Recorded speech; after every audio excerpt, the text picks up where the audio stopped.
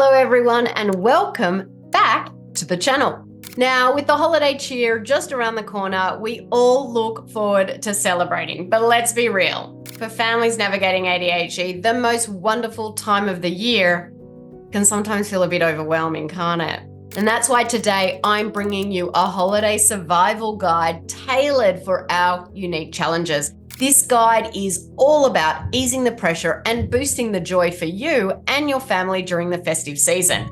Now, before we dive in, I want to invite you, if you haven't already subscribed to my channel, go ahead and do that now. That way, YouTube will let you know anytime I post a new video about ADHD, so you'll never miss out.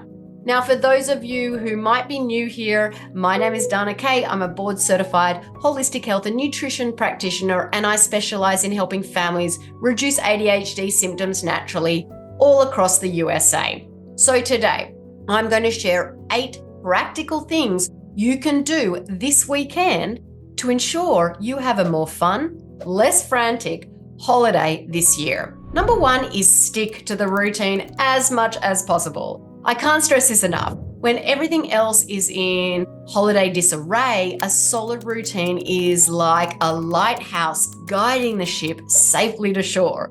It reassures our kids and gives them an island of calm in a sea of holiday chaos. So try to keep bedtime, mealtime, and playtime as steady as possible. Number 2 is communicate expectations clearly and often. Moving on to communication, which is often overlooked in the hustle and bustle, sit down with your child and gently walk through the holiday plans, being as specific as possible. Knowing what to expect can really reduce anxiety and help kids, especially kids with ADHD, feel secure. And this isn't just a one-time chat. Keep those lines of communication open and check in as often as possible. Number 3 is keep it low-key. Now let's talk about the holiday atmosphere. If you are hosting any parties, keep in mind that bright lights and loud music can overwhelm many kids. Keep things low-key with gentle lighting and soft music. Also remember, and this is really important, it's perfectly okay to say no to some of the parties. Don't overcommit yourself.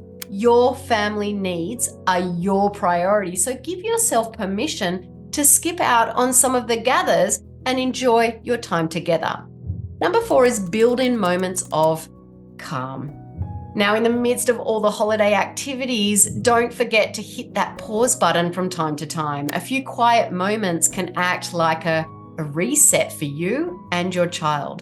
Whether it's deep breathing, whether it's brief meditation or snuggling up with a book or going for a small walk, these pauses can be powerful and can really set your ADHD child up for success. Number 5 is manage expectations. It's also crucial to manage your expectations and make sure they are realistic. The truth is, holidays with ADHD may look a little bit different than holidays without, and that's okay. Understand what your family can comfortably handle and plan accordingly. Avoid overstimulation and disruption to routines to maintain that peace at home.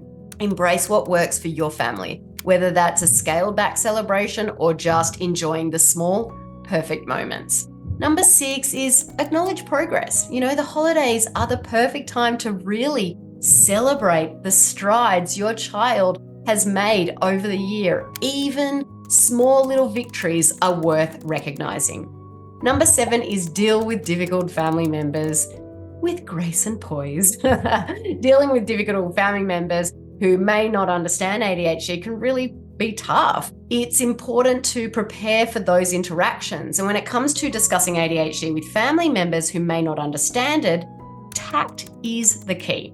Start by choosing a calm, private moment to talk rather than in the heat of the stressful situation.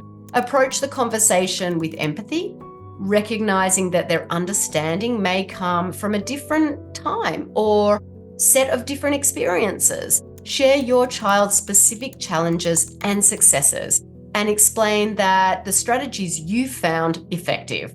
It can be helpful to frame it in a way that they can relate to. Perhaps comparing it to a physical condition that requires certain accommodations emphasizing that ADHD is no different in needing its own set of considerations. It's also important to set boundaries and gently correct misconceptions. For example, if someone suggests that ADHD is just a lack of discipline, you might respond with, I understand it can seem that way from the outside, but actually, ADHD is a neurological condition that affects many aspects of behavior and attention. You can also arm yourself with a couple of quick, informative facts about ADHD to share and invite them to support you in small, specific ways that make your child feel loved and included. For instance, it may really help when we have a quiet space for my child to go to if things get really overwhelming. Could we use your guest room for that if needed? Now remember, the goal is not to win with an argument, but to advocate for your child's best interest and to foster a supportive family environment. And finally, tip number 8, maintain your child's low inflammatory diet. If you've been following me for very long, you'll likely know that I teach all families with kids with ADHD to avoid gluten, dairy, soy, artificial flavors and colors, and excessive amounts of sugar. That's because these foods are highly inflammatory and lead to exacerbated ADHD symptoms. So listen, I get that this can be tricky over the holidays, but it's really important to keep these dietary restrictions in place so you keep that forward momentum going. So I'm going to give you some tips to make that work over the holidays.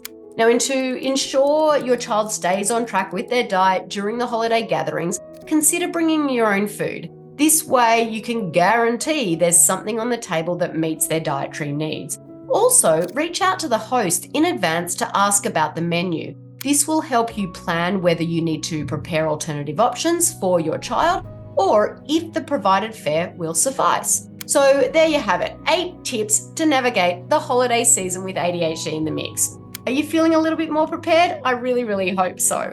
Now, as we wrap this up, I want to extend my warmest wishes for a joyful holiday season to each of you listening today. Remember, if the going gets tough, I'm just a message away.